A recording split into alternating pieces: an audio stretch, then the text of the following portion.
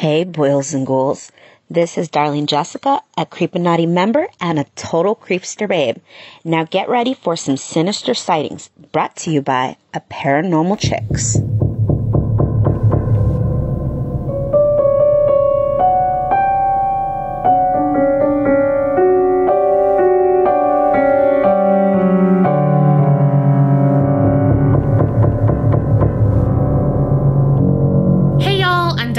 I'm Carrie. And we are Paranormal Chicks. Sinister Sightings 27. Heck yeah. And y'all just heard from total creepster Jessica. Just Jessica. And she's from California. California. I don't know why I said it like that. I mean, do we have an echo in here? Echo. All right, literal. Okay, I can deal with that. If you want to be able to introduce, the best local podcast in Hattiesburg, like Jessica. Y'all, we just got an award if you didn't know. Anyway, but you can go over to www.patreon.com/theapc podcast. Peruse the tiers. You at least have to be the $10 tier to introduce the best local podcast. But Jessica over here getting all the damn benefits. Oh, yeah. She's a total creepster in the best fucking way. And we are so totally thankful. Okay. Lainey messaged and she said, "Oh my God, no girls. Oh fuck. I am not a paranormal believer, but you have the heebie-jeebies coming out." Oh yeah, that's what I like. Girl, totally get that. I'm not either, but sometimes I'm like, I am, but then like when it's the extreme stuff like fucking Men in Black, I'm like, okay. Okay. But anyway, okay. I got up for work yesterday and my Scentsy warmer was out and I just thought, oh, the light is burnt out and I didn't touch it or turn the switch off. I get home last night and oh my God, that thing is on. I just listened to your episode on Robert and did not look at his picture. Oh, fuck. I'm sorry.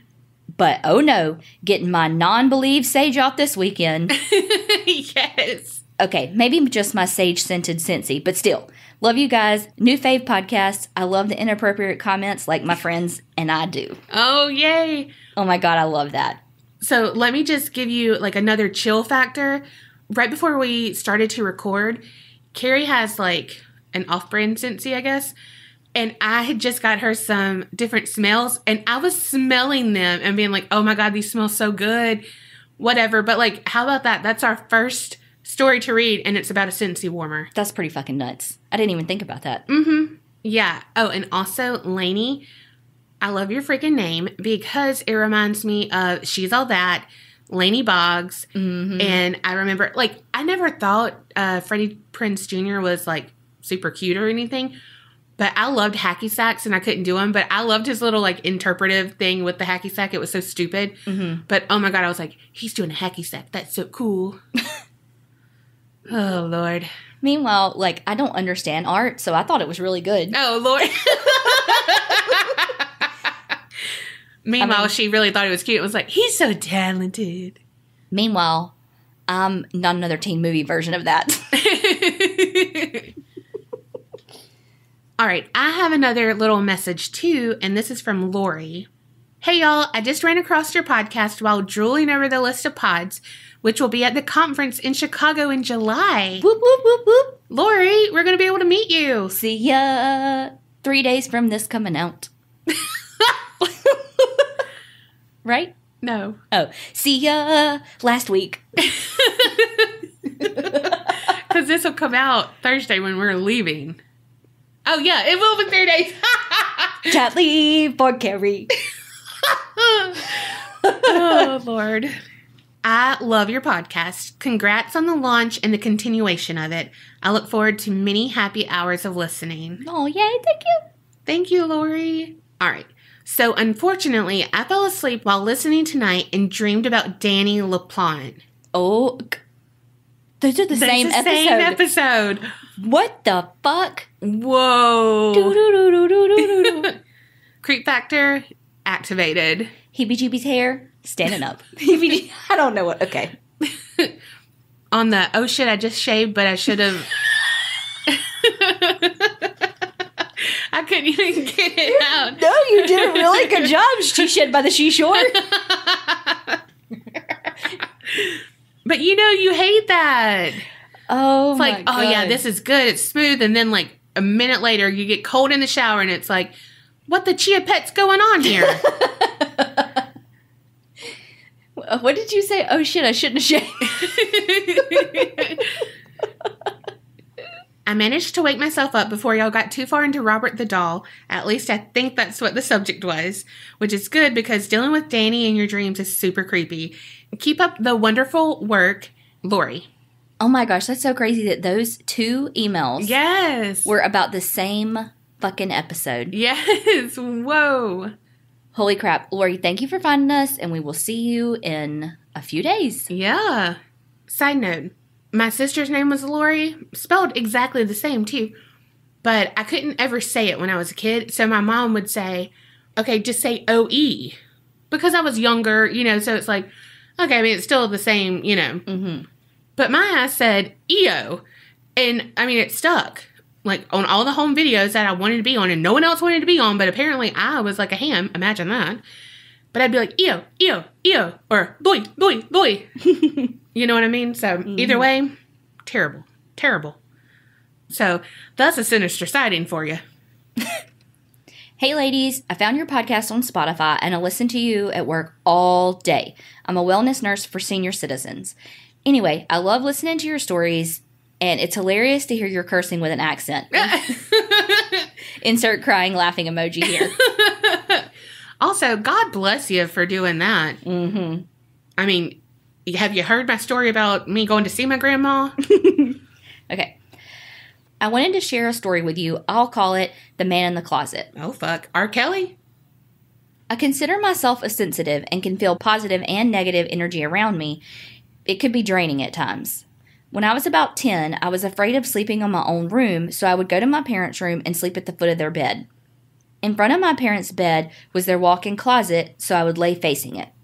I would see an elderly man in a tuxedo standing in the doorway staring at me. Oh, fuck. What? Who doesn't close their door when they're sleeping? I would see him as semi-translucent, and he would just stare at me. He wouldn't move or try to speak. He would just stare. Mm-mm. I was never afraid when I saw him and would see him often. I'd been fucking shitting my pants. Mm-hmm. Fear farting all of it. You're right. I never said anything to my parents because I wasn't afraid of him. Fast forward about 17 years later, we moved to another house that my parents had built. My mom was hanging pictures up in the hallway to my room. She received some old pictures from my aunt, my dad's sister, to put up. In one of the pictures was the man I used to see in the closet. There he was staring back at me like he used to. I asked my mom who that was, and it turned out to be my dad's grandpa, whom he never met. Oh my gosh. I've never seen a picture of him before. Now, every time I go to my parents' house, I make it a point to acknowledge my great-grandpa. Oh my gosh. Hope you enjoyed my stories. I'll send some more that have to do with my nursing job. Keep up the awesome work, ladies. Eve. Holy Yes. fuck. Send all the stories. Yes. Oh my God. Those, because you know they're going to be so fucking good. Oh, for sure. But that one, Mm-mm. Whew, I'd have been so scared. But that's so cool, though, that you, like, were able to know that you were safe and all that. And yeah. it was your great-grandpa. Like, that's so cool. I know. You get confirmation.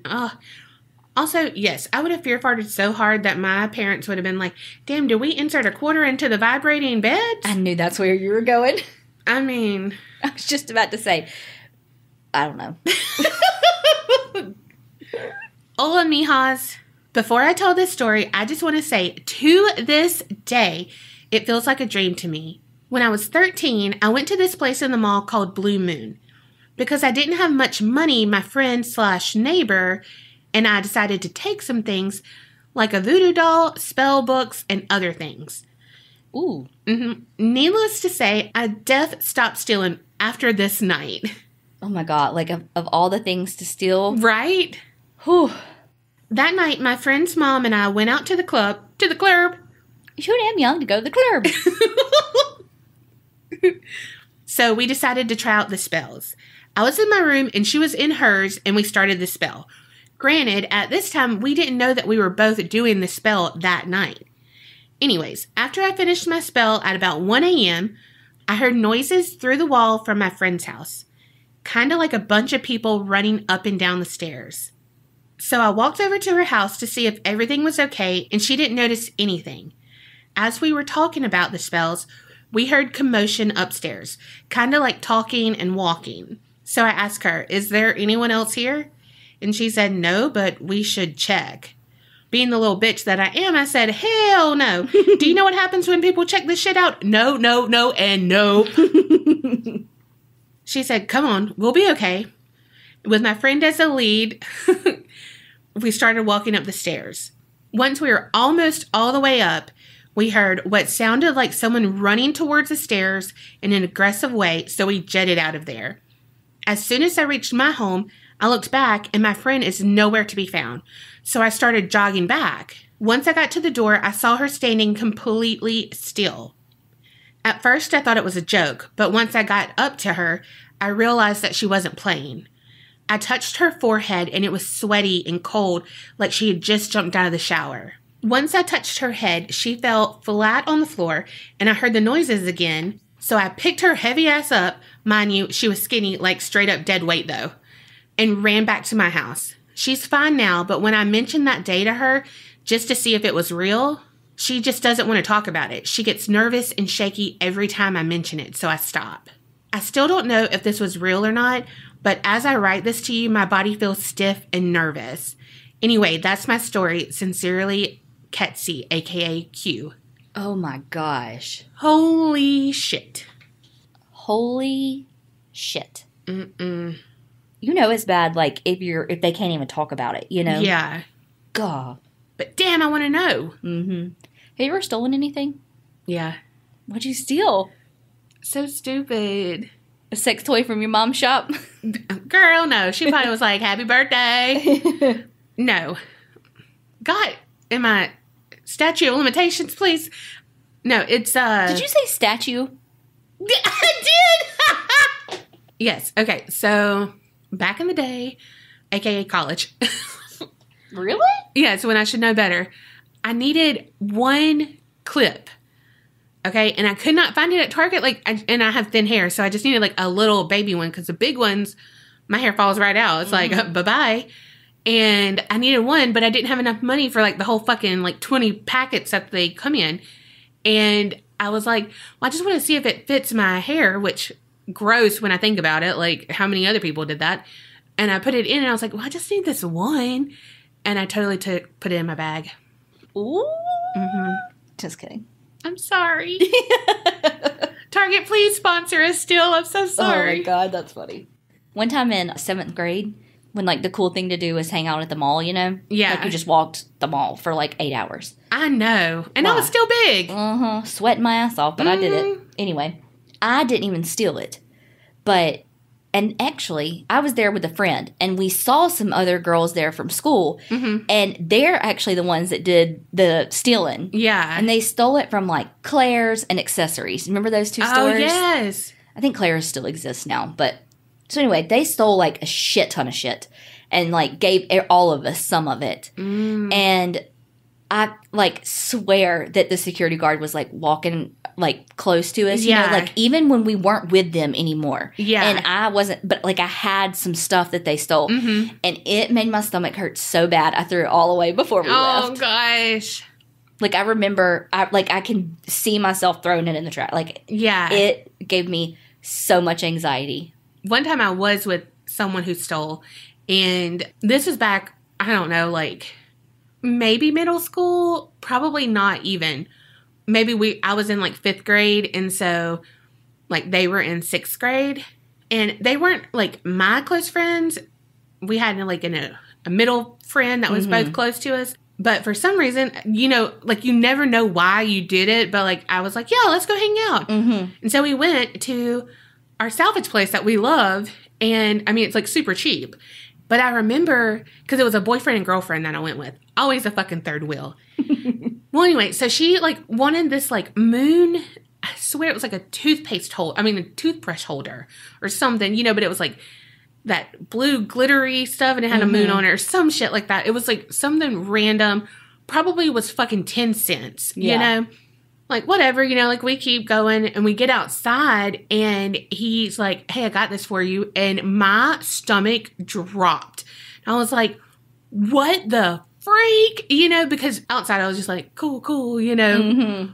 But inside I was freaking out. And I'm like, it was so cheap. Like, yeah, what the hell? You know, but anyway.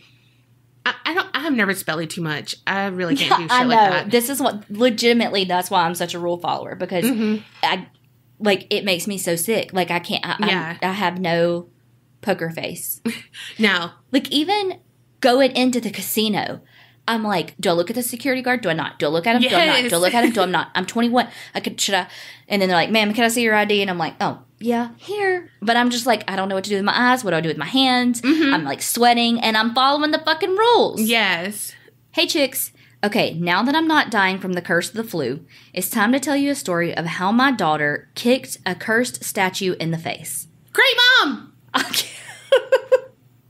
I'll keep some of the details vague and will explain why later. When my daughter, Ailish, was in high school, she spent summers volunteering at our local historical society. She got to design graphics for displays, catalog artifacts, and even got to help with an archaeological dig of an early settlement site. That's cool. That is cool. During this time, we became good friends with the historian, Lou, whose haunted home I wrote about in another letter. One of the cool things he discovered was a book of local legends written by another local historian in 1913. The stories of the book were very descriptive and included a lot of geographical detail. One in particular was about a Native American brave who fell in love with a young woman from another tribe. The tribe was... Now, why are you going to fucking do this to me, creep on? Saskatchewanik, if you want to take a shot at pronouncing it. He returned home from his travels and told his father, the chief, and his brothers of the beautiful woman. However, not long after getting his father's consent to court her, he got word that she had married another warrior. Aww. He was heartbroken. The brave tasked a sculptor who had been captured from another tribe to create a statue of his lost love. It was 7 feet tall, and he carved it from black flint. He had it placed at the mouth of the mountain path for all to see. There were many pottery artists in the brave's tribe who were mad they had not been chosen for the honor. The next night, they jumped the sculptor and beat him to death. Fuck. Oh, shit. They were apprehended and put to death themselves. Days later, trees began to die around the statue. The next spring, none of the seeds planted in the valley would sprout and famine ensued. Oh, shit. The chief consulted his medicine man and advisors. They explained that the trouble were caused by a curse placed on the statue by the pottery workers before they were executed. As long as it remained, it would be the cause of tragedy. They advised the statue to be removed from the mountainside and buried in the creek bed. As his workers were diverting the water to expose the creek bed, hundreds of birds attacked them and flocked around the village for 3 days. The workers were able to submerge most of the statue quickly in the gravel and remove the diversion. The statue disappeared beneath the running water. Years went by. The chief grew old and passed away. His son took his place. One of his first decrees was to return the statue to the mountainside. The next night, a terrible storm came and raged for 3 days. The rivers and creeks flooded. Many died, and those who survived only did so by climbing trees. Oh, gosh. As the water receded, it left behind marshy slime. Fever began to spread among the tribe. Even the chief fell ill with what his medicine man called swamp fever. The advisors made the unanimous decision to rebury the statue, but it was too late. The chief died. The last time the statue was uncovered was the flood of St. Patrick's Day, 1865, and it was reported in local papers. Less than a month later, Lincoln was assassinated. What? The creek eventually corrected its course, and the statue was once more submerged. Now, I told you that story to tell you this one. As I said, the stories in this book are very detailed and give great landmarks. The author mentions boulders on specific mountainsides, how far the creek bend is, and even what buildings were standing close by in 1913.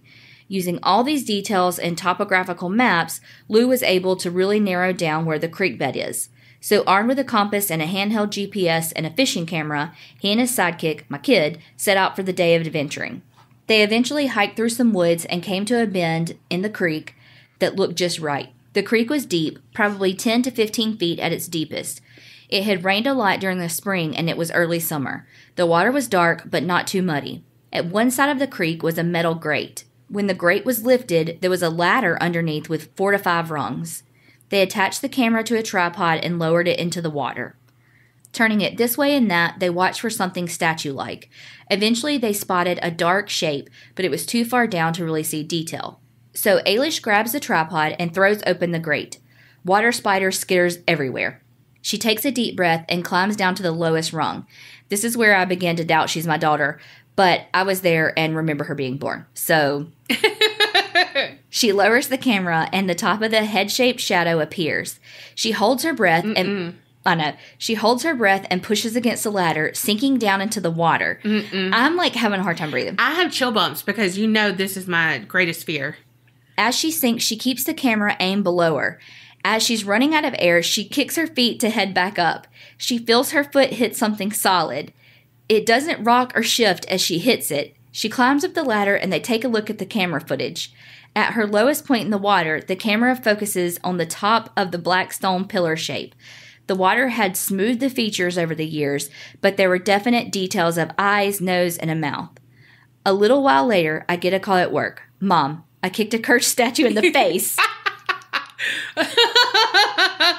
To which I replied, great job, hun. You're badass. I'll talk to you later.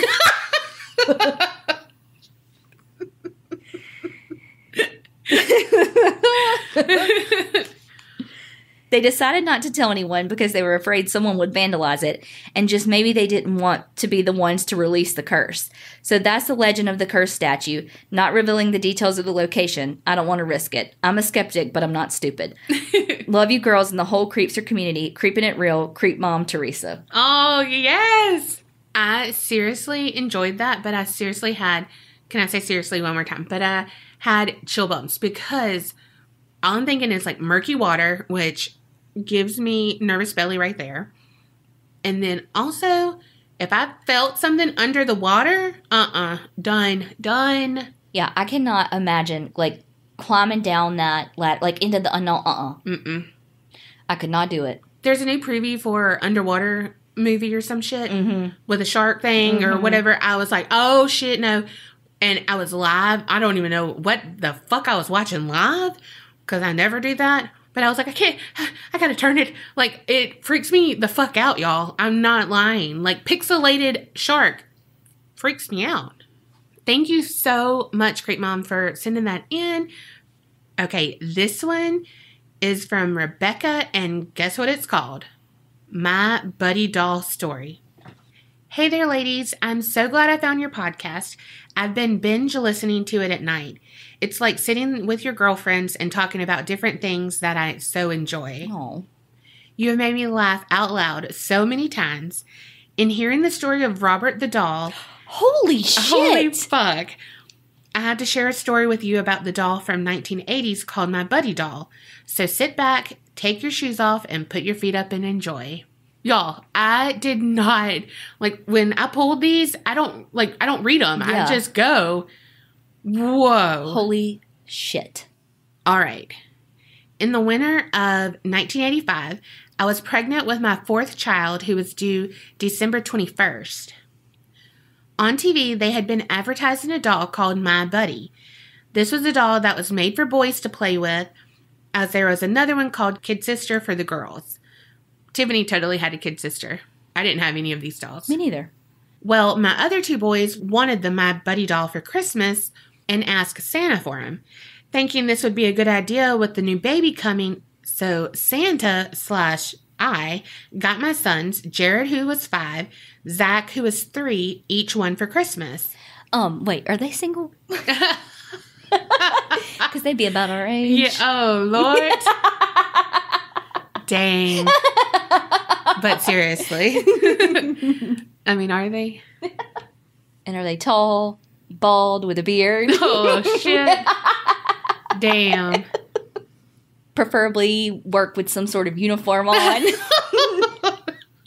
I don't think Military, she wants to hear cops. about your... Fireman. I mean, I'll take it, any of it. She'll take it anyway, too. Now, you just said she don't want to hear. I mean, you kept going, so... When Christmas came, they were thrilled to have the doll that they wanted. Their new baby brother arrived January 1st, 1986. In February of 1986, I was putting the boys to bed and was giving them what they wanted to sleep with. The boys were in bunk beds, and as I started to hand them that My Buddy doll, Jared had a look of terror on his face. What? Held up his hand and started shaking his head no to stop me from giving him the doll. I asked him if he wanted the doll to sleep with, and he replied, no. At night, it transforms into a monster and tries to kill us. What? That's Chucky. Let's keep listening. Okay, Miss Elwood.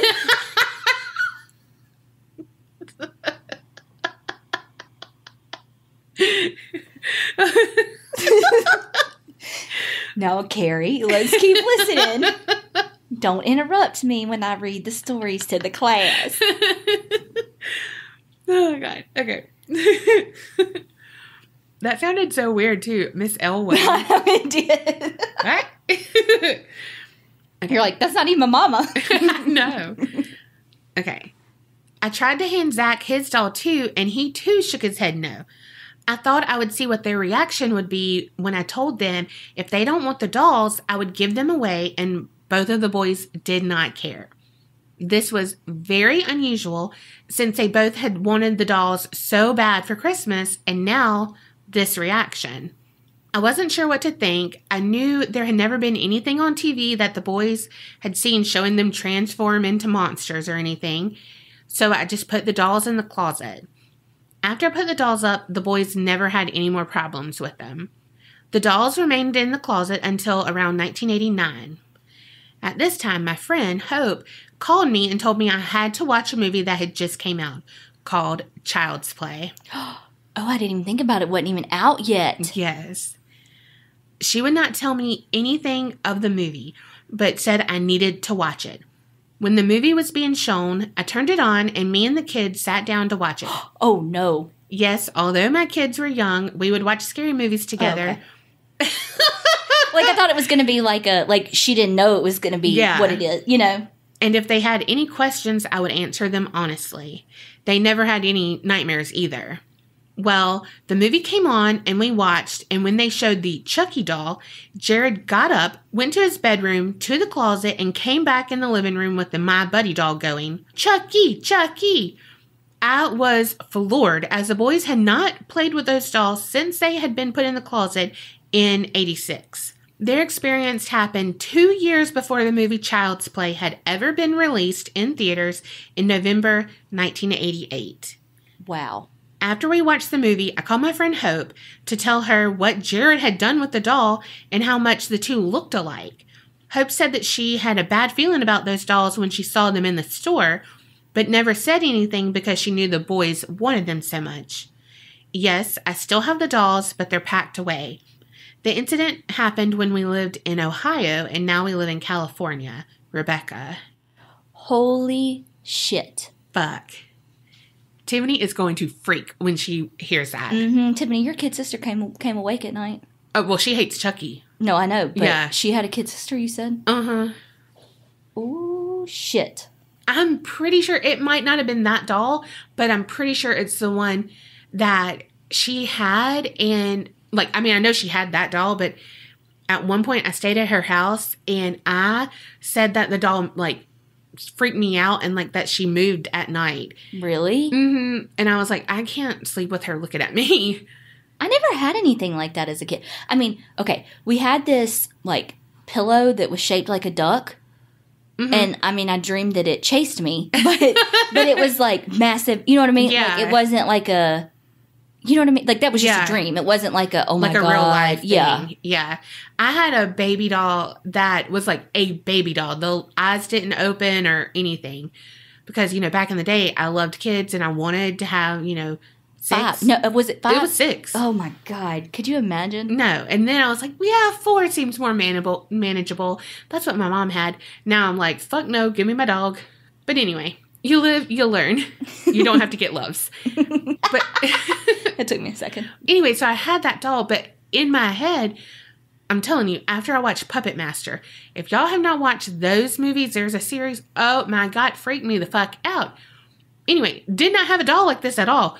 But I swore that doll was going to get up and like walk, but it would be like that. I mean, it's a fake doll, you know, and like eyes are closed, all of this. I would have to close her in the closet. No, bitch. Stay there. That's crazy about those dolls. Oh my God. Thank you so much, Rebecca. Like I was like, oh, my buddy doll, it's going to be like Chucky, but holy fuck. Hello, ladies. I absolutely love your podcast. You both crack me up all the time, especially when Donna gets very, very shocked. Always. I have always been into true crime and ghostly stuff, and now I have found my family that doesn't give me the weird eye when I know facts about serial killer or how to sage a house to warn off evil spirits. How to sage a house to warn off evil spirits. Yes. I have freaked out my hairdresser many times with the stuff we talk about, but we're friends, so she just says, Brandy likes weird things.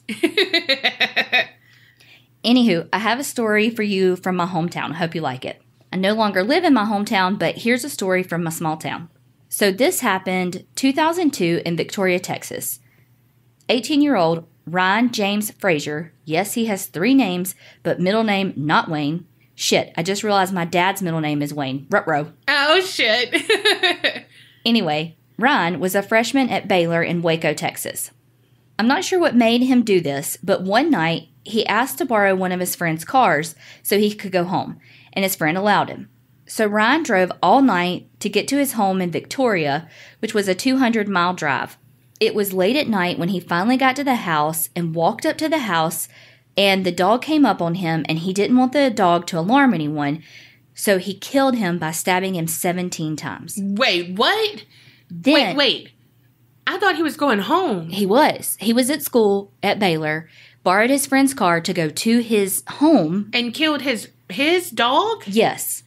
Then he went into the house and went into his brother Michael's room. He was 17 years old and killed him by stabbing him 10 times. What?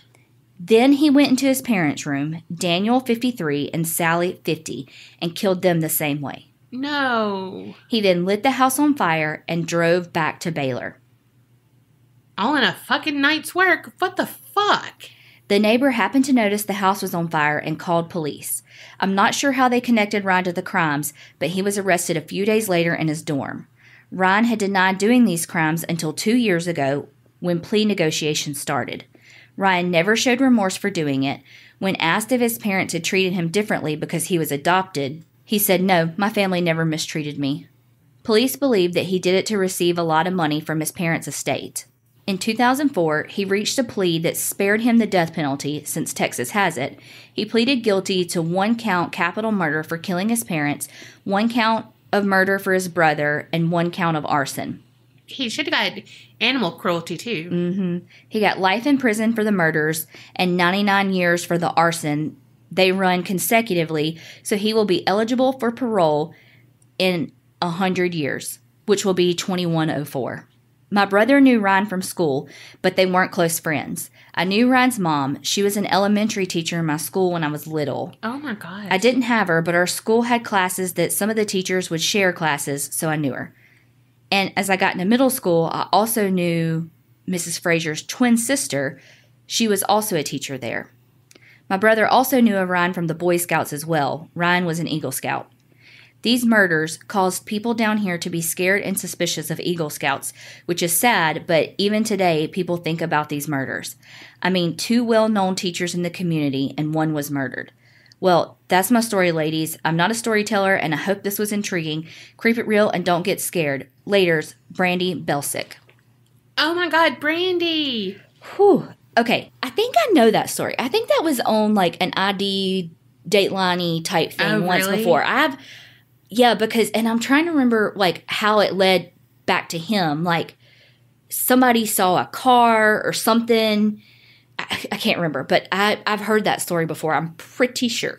Oh my God, I was just so confused. I was like, I thought he was going back to his house. Who would kill your own dog? And oh my gosh. And your parents and your brother. I didn't know that. Holy shit. Whew, that is I can't get that out of my head. I know. And stabbing them, that's so... I know. intimate and like, oh my gosh. Can you imagine being the friend who lent him the car? No. Holy fuck. Like, do you forgive yourself? Like, because you would take on that guilt, even though it's not your fault. You have, his free will, blah, blah, blah. Yeah. But you would take on some of that guilt. Yeah, well, and two, the police will take your car for a while. Oh, God. I'm just saying, like, yeah. Imagine that. You being in college, and then, okay, your friend who you were friends with just really brutally murdered his whole fucking family using your car. So that's like, whoa, mindfuck. But then to be like, what do you do when, like, you can't have a car? I don't know. I'd be like, you gonna fucking take me to work? Oh my God, that stress? That was a good story. Really was. This one has been one that, like, I'm on the edge of my seat. Oh, fuck. We got a follow-up. Oh, yeah. From who? About what? Now, Carrie, hold on. Yes, Let me ma'am. get... Yes, Miss Owen. Hey, ladies, it's Tequila. Oh. Here's the second part to my creepy cabin in the woods experience, which ultimately involves one big experience and a lot of small but super creepy shit. Okay, little refresher on her story from before. She went with Jack to that cabin in the woods. They were going to do like little investigations of this like creepy cabin in the woods. And before they started, Jack was like, hey, let's be quiet and just listen. And they heard like the front door of the cabin like open and close, and like a kid running through the cabin. And she thought Jack was fucking with her the whole time, but no, like she was like, when I got the flashlight and saw him, he was totally serious. And so they like asked the kid if they could leave, knock once for no, twice for yes, and the kid said no like twice. Oh yeah. And then finally when the kid said yes, they like bolted out of there, and Jack shot his gun that way, and like they just hauled ass to the car. And Jack said like he had been there multiple times with multiple people and never had a kid. He was like, so whatever that kid is, it's attached to you. Yeah. I remember us questioning why he shot the gun and like what he saw. Yeah. Like he was like, don't look back. Yeah. Just keep running. And to answer your question about Jack shooting his gun, he later said the little girl appeared outside of the cabin when he turned around to make sure that we were all out, and he shot his gun in the air to scare the spirit off. I don't know why he thought a gun would save us from a ghost, but she disappeared, and then the scream happened. Oh Gosh. Okay. Here's the thing that scares me about that, other than, actually being outside. But in the woods, like the noise, you can't tell where it's coming from, really. Ooh, no. So I was understandably shaken up when I got home. I was living with the guy I was dating at the time, and the house we lived in was in the middle of nowhere in southeast Missouri. It was creepy at night without having a ghost encounter. But anywho, the first night back, nothing really happened. Me and my guy were clearly on edge, but after a few days, we shook it off and went back to our normal day-to-day. But then things started happening in the house. I'll list the things that would happen on a day-to-day basis first. And this stuff would happen almost every single day throughout the whole day. The first happening involved pennies. Yeah, pennies, I know. So you would be sitting on the couch or honestly just walking from room to room, and a penny would seemingly be flicked at you out of nowhere. But I could live with the phantom pennies. One day, I was going to take a shower and I turned the water on but left the bathroom to grab a towel. When I came back and started to step in the shower, I freaked out.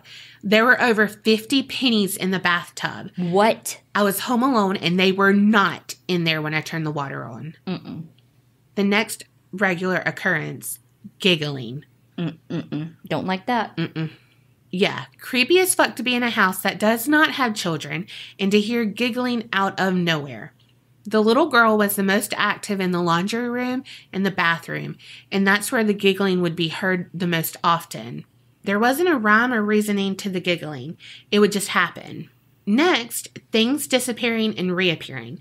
Now, don't get me wrong, we all misplace things. But this happened on a daily basis. Most of the time, it was my car keys.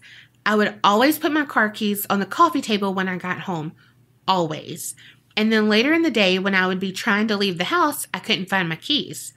I would tear through the house for about 20 minutes or so, only to find them sitting in plain view in the middle of the fucking coffee table.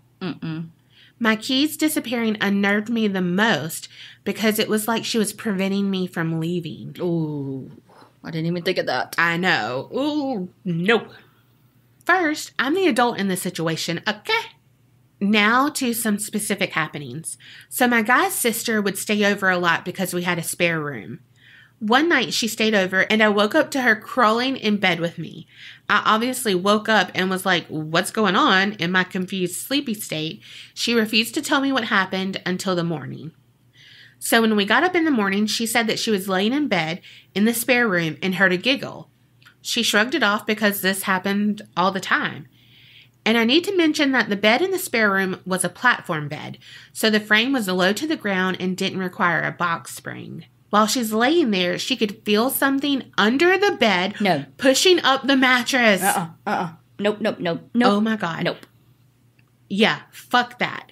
Do I need to mention the small space between the bed and the floor and the fact something was under there? Needless to say, if she stayed over, she slept on the couch after that. I wouldn't stay over. No. That's some Freddy Krueger shit right there. I don't like that at all. So you would think with all of these happenings, there would be no way I would ever go back to the cabin. Well, I made a dumb decision. Oh, no. So I got conned into going to the cabin again, and a local guy who went to high school with Jack talked Jack into letting him go with us. This guy was a guy who really knew how to push buttons and was an overall douchebag. I hate people like that. So we'll call him Zach. That's funny. Yes. Oh my God. Love it. So we all drove out to the cabin in 2 cars, with Zach following us in his car. When we got there, Jack put his pistol holster on, and Zach eyeballed the shotgun in the back of Jack's blazer and just kind of grabbed it and proceeded to walk down the path with it. Jack shrugged and felt like the fight wasn't worth it. So we get into the cabin, and I already have a bad feeling. Zach is getting the tour, and I'm standing out on the enclosed porch. Zach came out and started pointing a loaded shotgun at random things and pointed it at me in a joking way. Fuck that. And him. Yeah. I grew up on a farm and was taught how to handle a gun, and this is like the thing not to do, number 1. So I got pissed, told his stupid ass to stop, in more words. This motherfucker proceeds to call me a dumb bitch. So Jack steps in and is going off on him. I look at him and tell him, I hope she gets you tonight. Oh, shit. And then I started to the cabin door and demanded on my way out that someone was taking me back to my car. So one of my friends went with me, and we went back to town and hung out at a local restaurant until we got a call from Jack. He said to head to his house ASAP. When we got there, Jack said about 5 minutes after I walked out, the little girl's face appeared in the window outside. What? I don't know if I mentioned this, but the cabin was kind of built into a hill. So the porch side of it was on stilts. So this window was about 10 feet off the ground. Jack said that she looked waterlogged and rotten. Oh, God. And that her face looked like it had been cut off and sewn back on in pieces. Oh, shit. She then disappeared, and the cabin door flew open. Then Zach flew about 6 feet across the room, and the shotgun hit the floor so hard that the barrel split. Holy shit. Yeah, a fucking steel shotgun barrel cracked up the middle. To top it all off, Zach had small handprints on his arms that looked like they had been burned into his arms. They disappeared after a few minutes, but it was determined that whatever this little girl was, she was really tied to me. Holy shit. So, for the next 3 years, give or take, the little girl was always around. The activity did die down, but her presence was almost tangible. I still don't know if she was a demon or a savior, but we all made the determination that we felt it wasn't really a little girl. It just took the form of whatever scared me the most. I don't know why she left. She just kind of disappeared one day. I didn't feel the heaviness of her presence, and I hope she never comes back. So that's my story. I hope it gave you the creeps. I have so many stories to tell, so I will continue to send them in. And as always, ladies, creep it real and stay very, very spooky. Tequila, fuck you, because that was scary as shit. But really, thanks for sending it. Yeah, but whew. Holy camole. I mean, send them all in because, I mean, I'm going to have nightmares. But, like, I can picture that little girl. Okay, yeah. And I don't want to. I don't need to. Oh, Lord. Whew. God, that was scary. Yes, I want to know if Zach, like, what he thought about it and what he said. Or, you know, like, I need to know all of his shit. Did he try to, like, play it cool, being like, oh, it wasn't a kid? Exactly. No. Oh, my God. You know what he did? Since he's Zach, he probably said, I feel really angry and I feel possessed and I feel like I'm going to open the Dybbuk box. Oh, after this commercial break. Okay, you ready? Last one. Okay. Sorry it took me so long to send this in. I know I made a post like 3 days ago. I've told my AMBIEN stories maybe, a few times in the watch parties, but now we'll have a permanent record of them. Yes. In college, AMBIEN made me nutballs.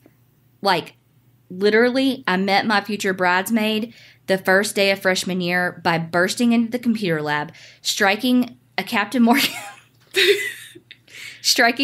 Morgan pose with my leg on the back of a chair and declaring to her to be my first mate. Why'd you sound like Gaston? Oh, I got a little captain in me. I have absolutely no memory of this.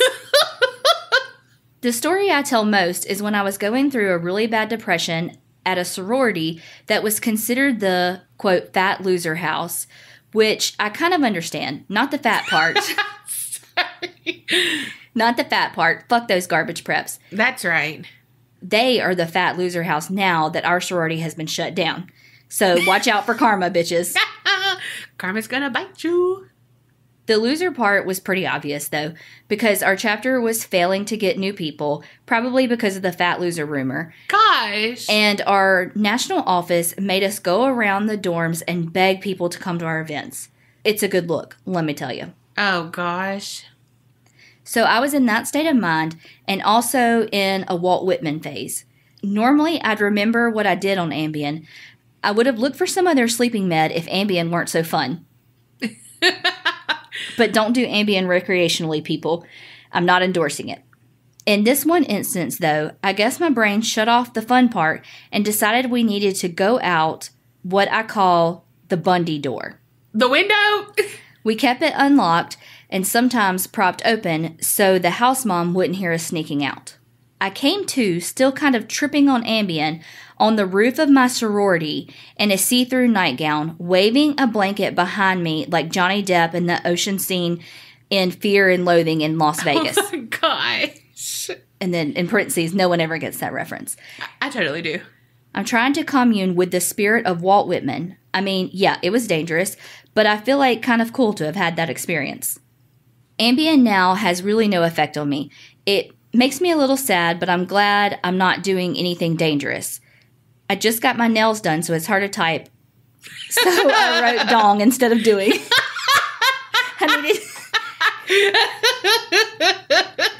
She said I needed to include that information.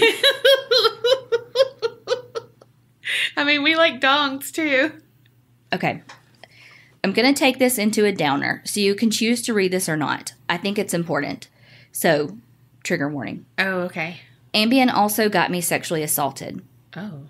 This is why I say don't do it recreationally and take a ton of precautions if it's not recreational. I wasn't using it for fun. It was literally my sleeping aid at the time. Your body may go into auto mode, so figure out a way to make it so you can't leave your house, open your door to strangers, hide your keys so you don't drive, hide any medication you shouldn't take too much of. Your body won't remember where you hid things until it becomes a habit. Switch it up often. My friend currently puts her keys and purse in the refrigerator. Her phone is somewhere where she can hear it, but would also make no sense to her brain. Thanks for asking for Ambien stories. I can't wait to hear everyone else's exploits. Kat, who posts too much on the Facebook and sends too many emails. No, oh my gosh. Oh my God, Kat. Well, thank you for sharing that. Yeah. And wow, I cannot, wow. Well, my body, like, couldn't, like, I was laughing so hard at the dong, and then it was I like, know. you said, like, now I'm going to take it to a downer, and my shoulder slumped. I was like, Yeah. oh, shit, what? Like, oh, gosh. Oh, I know. I'm so sorry that happened to you. Yes. Thank you for sharing that. And your Captain Morgan. I like, the Captain Morgan, that is the best. Yes. Oh, my gosh. And, like, that y'all actually became friends. Yes. Because, I mean, some people would have been like, the fuck? You know? Right? And that she was like, okay, we're soulmates. Yes. That's a smart idea to put your phone somewhere, because my sister takes Ambien, which I think I've talked about, which is why I wanted Ambien. How many times do I say which? But she one time called up several people, I think, but she just called them up and said, I'm about to go marching with Washington, so load up, bitches.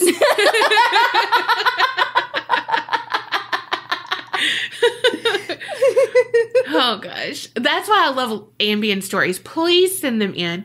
I really want to end all the episodes with them because they're funny. Yeah. And they can literally be like 2 sentences or whatever. Like, it's hilarious. I absolutely love everything about it just because it's so random. Every time it's so fucking random. Like, how did you do that?